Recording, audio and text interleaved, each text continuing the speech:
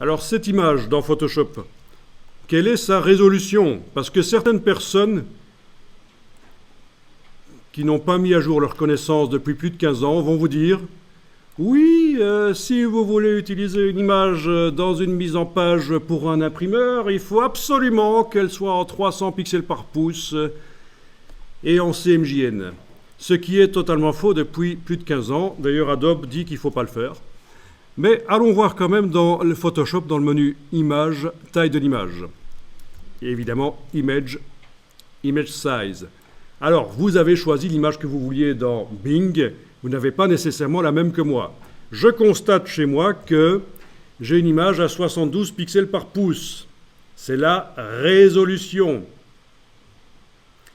Et des gens vont vous dire « Ah oui, cette image elle est à 72 pixels par pouce. Ne l'utilise pas pour ta mise en page. Ça ne va jamais donner quelque chose de bien.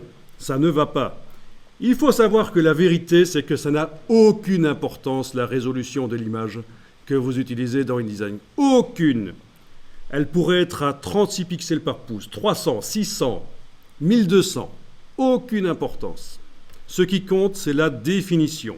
Le nombre de pixels en largeur et en hauteur, ça c'est super important, c'est la définition. La résolution, si vous n'avez que Photoshop pour imprimer des images et vous n'avez pas InDesign à côté, oui, ça peut servir. Mais franchement, c'est rarement le cas. Quand vous voulez imprimer des images, vous avez toujours la possibilité de la faire passer par InDesign. Donc là, je clique sur Annuler et on va aller voir, tiens, cette image que vous avez mise, elle est à quelle résolution dans InDesign? Vous allez cliquer sur le bloc de l'image, menu Fenêtre, Lien, il est où? Il est là.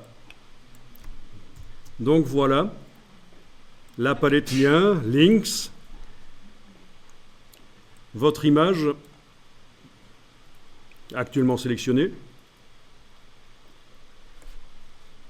à la dimension qu'elle a subie, le redimensionnement qu'elle a subi sur la mise en page, 35,6%. Oui, parce que, et là je retourne dans Photoshop rapidement, elle a une dimension en centimètres aussi, dont on ne s'occupe pas dans Photoshop. La résolution et la dimension en centimètres, on ne s'en occupe pas. Ce qui compte, c'est les pixels. Donc cette image a une dimension en centimètres réglée dans le fichier d'image, hein, et on le voit dans Photoshop. Elle est à 35%. Les pixels se tassent les uns sur les autres et votre 72 pixels par pouce ici, en tout cas chez moi, le 72 pixels par pouce se transforme en 202 pixels par pouce. Pour un imprimeur, on dit qu'il faut 300 pixels par pouce, on est proche quand même, elle sera un peu floue, mais ce n'est pas la cata intégrale. Pour une impression jet d'encre, 150 pixels par pouce est largement suffisant, donc on est largement au-dessus, c'est nickel. C'est ça qu'il faut regarder. Quelle est la résolution de l'image une fois que vous l'avez redimensionnée dans InDesign à la taille à laquelle vous la voulez dans la mise en page, ou sur votre poster, ou quoi que ce soit.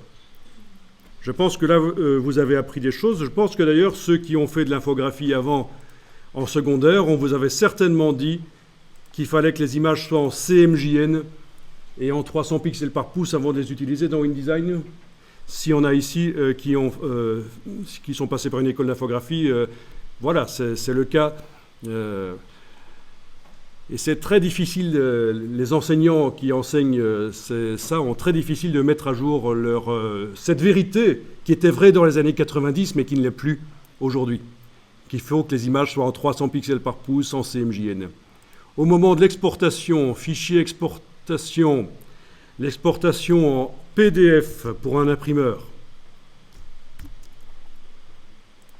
Vous n'êtes pas obligé de le faire, je vous montre là juste. C'est ici, à Output Sortie, que l'imprimeur va vous dire « Tiens, tu dois convertir le document RVB vers tel ou tel profil qui correspond à la presse que je vais utiliser et au papier que je vais mettre dedans. » Vous avez aussi des normes.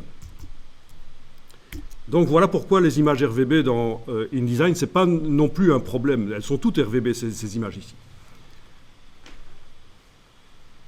L'intérêt, c'est que si je fais une version pour tablette de ce document, sur la tablette, les images seront bien vives, avec des couleurs bien vives. Tandis que si j'utilise des images CMJN, elles sont toutes ternes, même sur la tablette.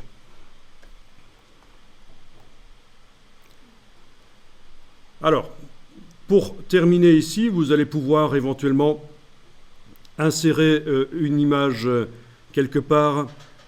On va aller sur la page 46 par exemple. Voilà, page 46.